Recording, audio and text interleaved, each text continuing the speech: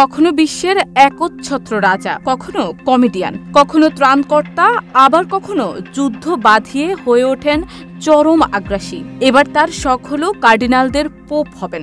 যেই কথা সেই কাজ। হোয়াইট হাউসের সোশ্যাল মিডিয়ায় দেখা গেল এক বিনয়ের অভাবী দৃশ্য।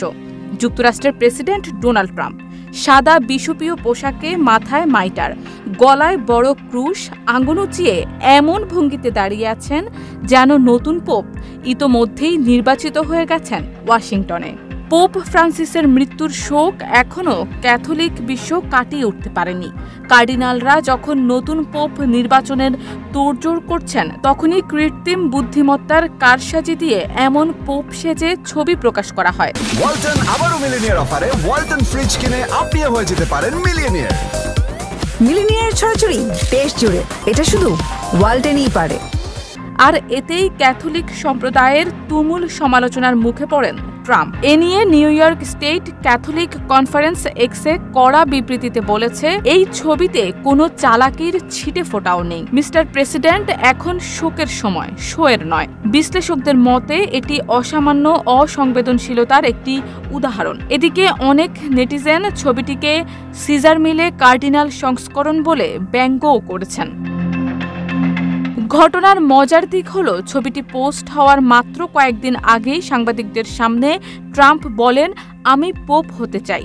তখন সবাই এটিকে ট্রাম্পীয় ঠাট্টা হিসেবে নিলেও হোয়াইট হাউসের এআই মারফত স্বপ্নপূরণ দেখে অনেকেই এখন বিভ্রান্ত। হোয়াইট হাউস অবশ্য গোটা বিষয়টিকে একেবারেই হালকাভাবে নিচ্ছে। প্রেস সেক্রেটারি ক্যারোলাইন লিভিট জানালেন, এটা পোপ ফ্রান্সিসের প্রতি সম্মান জানিয়ে করা হয়েছে। প্রেসিডেন্ট স্বয়ং শেষকৃত্যে অংশ নিতে ইতালি গিয়েছিলেন। কেউ যদি এতে অপমান খুঁজে পান, সেটা তাদের অনুভূতির সমস্যা।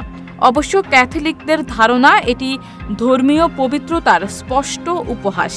ইতালির সাবেক প্রধানমন্ত্রী ম্যাত্তিও রেনজিও রেগে গিয়ে এক্সে লিখেছেন, এটা বিশ্বাসীদের অপমান এবং দেখায় ডানপন্থী রাজনীতি এখন বিদ্রূপেই গৌরব খুঁজে পায়।